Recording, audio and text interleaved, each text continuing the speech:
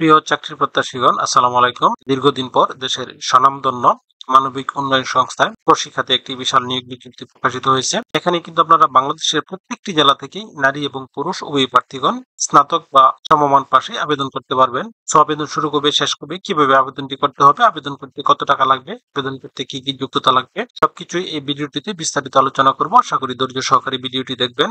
তার আগে আপনাদের কাছে ছোট্ট একটি রিকোয়েস্ট থাকবে, আপনারা যারা এখনো অ্যাম্বিশন জব পয়েন্ট ইউটিউব চ্যানেলটি সাবস্ক্রাইব করেননি তারা চ্যানেলটি সাবস্ক্রাইব করে পাশে থাকা বেল আইকনটি প্রেস করে রাখেন। এতে পরবর্তীতে যে কোনো চাকরির আপডেট সার্কুলার প্রকাশিত হওয়ার সাথে সাথে নোটিফিকেশনে জানতে পারবেন। ভিউয়ার্স, প্রশিক্ষা মানবিক উন্নয়ন কেন্দ্রে নিম্নবর্ণিত পদ পূরণের লক্ষ্যে বাংলাদেশের প্রত্যন্ত অঞ্চলে ক্ষুদ্র ঋণ কার্যক্রমে কাজ করতে আগ্রহী কর্মঠ নারী ও পুরুষ প্রার্থীদের নিকট থেকে জরুরি ভিত্তিতে কর্মী নিয়োগের জন্য আবেদনপত্র আহ্বান করা হচ্ছে। প্রার্থীকে অবশ্যই দরিদ্র জনগোষ্ঠীর সাথে কাজ করার মানসিকতা সম্পন্ন হতে হবে। প্রার্থীদের অবশ্যই বাইসাইকেল বা মোটরসাইকেল চালাতে হবে।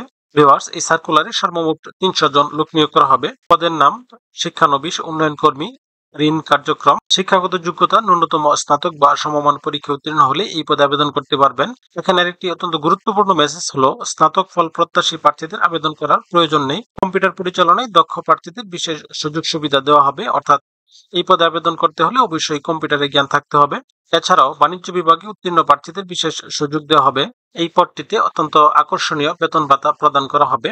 শিক্ষানবিশকালে মাসিক বেতন 18,000 টাকা। এছাড়াও সংস্থার নীতিমালা অনুযায়ী যাতায়াত ভাতা 2,800 টাকা এবং মোবাইল ভাতা 650 টাকা প্রদান করা হবে। এই পদে বেতন ভাতার পাশাপাশি অন্যান্য অনেক সুযোগ সুবিধা রয়েছে।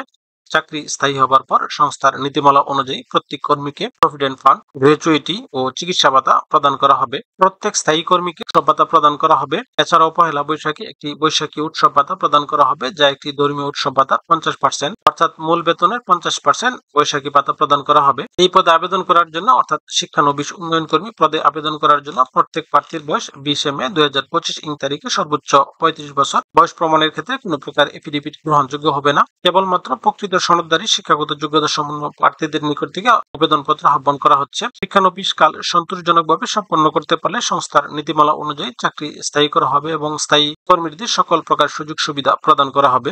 আরেকটি অত্যন্ত গুরুত্বপূর্ণ বিষয় হলো, প্রশিক্ষায় কর্মরত কোনো কর্মী আবেদন করতে পারবে না, অর্থাৎ ইতিপূর্বে যারা প্রশিক্ষায় কর্মরত আছেন প্রার্থীগণ এই পদটিতে আবেদন করার কোনো সুযোগ নেই। কর্মস্থল বাংলাদেশে অবস্থিত প্রশিক্ষা মানবিক উন্নয়ন কেন্দ্রের যে কোনো শাখা বা অফিসে কাজ করার মানসিকতা থাকতে হবে, অর্থাৎ আপনার বাংলাদেশের যে কোনো প্রশিক্ষা মানবিক উন্নয়ন কেন্দ্রে পোস্টিং হতে পারে। এখানে একটি অত্যন্ত গুরুত্বপূর্ণ বিষয় হলো আবেদনের পদ্ধতি। অন্যান্য চাকরির আবেদনের মতো এই পদটিতে অনলাইনে আবেদন করার কোনো সুযোগ নেই, অর্থাৎ অফলাইনে বা একটি পূর্ণ জীবন বৃত্তান্ত সহকারে আপনাকে আবেদন করতে হবে। একটি পূর্ণ জীবন বৃত্তান্তে প্রার্থীর নাম, অবিবাহিত প্রার্থীদের ক্ষেত্রে পিতা ও মাতার নাম, বিবাহিত প্রার্থীর ক্ষেত্রে পিতা মাতা বা স্বামী স্ত্রীর নাম, বর্তমান এবং স্থায়ী ঠিকানা এবং নিজ বিভাগের নাম, এনআইডি, জন্ম নিবন্ধন নম্বর, মোবাইল নম্বর এবং শিক্ষাগত যোগ্যতার সকল তথ্য এখানে উল্লেখ থাকতে হবে। সম্প্রতি তোলা পাসপোর্ট সাইজের 2 কপি সত্যায়িত ছবি লাগবে এবং সকল শিক্ষাগত যোগ্যতার মূল অথবা সাময়িক সনদপত্রের ফটোকপি। মোবাইল নম্বর অবশ্যই উল্লেখ করতে হবে। প্রার্থীর নিয়োগ পরীক্ষা সহ চাকরি সংক্রান্ত যে কোনো সিদ্ধান্ত প্রার্থীকে মোবাইল ফোনের মাধ্যমে জানানো হবে, অর্থাৎ এখানে মোবাইল নাম্বারটি অত্যন্ত গুরুত্বপূর্ণ।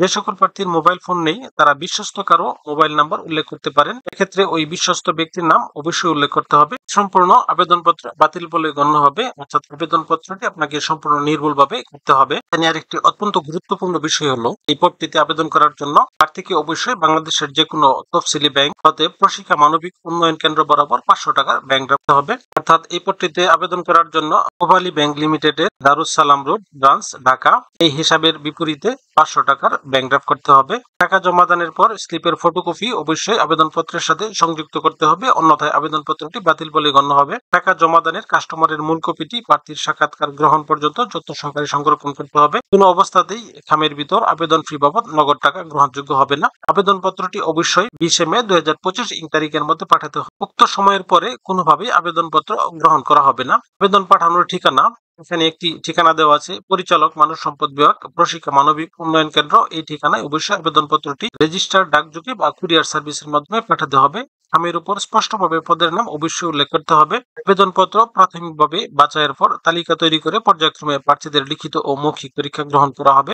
প্রত্যেক প্রার্থীকে নিয়োগ পরীক্ষার তারিখ ও স্থান জানিয়ে প্রার্থীদের জীবন বৃত্তান্তে উল্লেখিত মোবাইল নম্বরে একটি মেসেজ প্রেরণ করা হবে। প্রশিক্ষার ওয়েবসাইটে প্রার্থীদের নিয়োগ পরীক্ষার রোল নম্বর দেওয়া হবে। পরীক্ষায় উত্তীর্ণ প্রার্থীদের নিয়োগের জন্য একটি প্যানেল তৈরি করা হবে। প্যানেল থেকে পর্যায়ক্রমে অর্থাৎ মেধা ক্রমানুসারে প্রার্থীদেরকে নিয়োগ দেওয়া হবে। নিয়োগের জন্য মনোনীত প্রার্থীদের কাজে যোগদানের রিপোর্টিং এর সময় মানব সম্পদ বিভাগে দায়িত্বরত কর্মকর্তাকে সকল শিক্ষাগত যোগ্যতার মূল অথবা সাময়িক সনদপত্র দেখাতে হবে। সংস্থায় কর্মকালীন যে কোনো প্রকার আর্থিক অনিয়ম থেকে বিরত থাকার জন্য প্রশিক্ষার্থীকে সরবরাহকৃত নমুনা ফরম্যাটে অবশ্যই ৩০০ টাকার নন জুডিশিয়াল স্ট্যাম্পের জামিননামা প্রস্তুত করে জমা দিতে হবে। সকল প্রকার কাগজপত্র জমা দেওয়ার পর সংস্থার নির্ধারিত বেনুতে সংস্থা কর্তৃক থাকা ও খাওয়ার ব্যবস্থায় নিয়োগের জন্য মনোনীত প্রার্থীদের একটি ওরিয়েন্টেশন কোর্সে অংশগ্রহণ করা হবে। উক্ত ওরিয়েন্টেশন কোর্সে সফলভাবে সম্পন্ন করার পর সকল প্রার্থী শাখা অথবা উন্নয়ন এলাকার কাজে যোগদানের পরই কেবল সংস্থার স্থায়ী কর্মী হিসেবে বিবেচিত হবেন। নিয়োগের ক্ষেত্রে কোনো প্রকার তদবির প্রার্থীর অযোগ্যতা বলে বিবেচিত হবে এবং আবেদনপত্রটি বাতিল করা হবে। এখানে আরেকটি অত্যন্ত গুরুত্বপূর্ণ মেসেজ হলো, নারী প্রার্থীদেরকে অগ্রাধিকার দেওয়া হবে। তো ভিউয়ার্স, এই ছিল আজকের বিস্তারিত আলোচনা। তারপর আপনাদের যদি কারো কোনো প্রশ্ন থাকে তাহলে অবশ্যই কমেন্টে জানাবেন। সেই সাথে ভিডিওটি ভালো লাগলে লাইক, কমেন্ট এবং শেয়ার দিয়ে রাখবেন। পাশাপাশি চ্যানেলটি সাবস্ক্রাইব করে পাশে থাকা বেল আইকনটি প্রেস করে রাখবেন। এতে পরবর্তীতে যে কোনো চাকরি আপডেট সার্কুলার প্রকাশিত হওয়ার সাথে সাথে নোটিফিকেশনের মাধ্যমে জানতে পারবেন।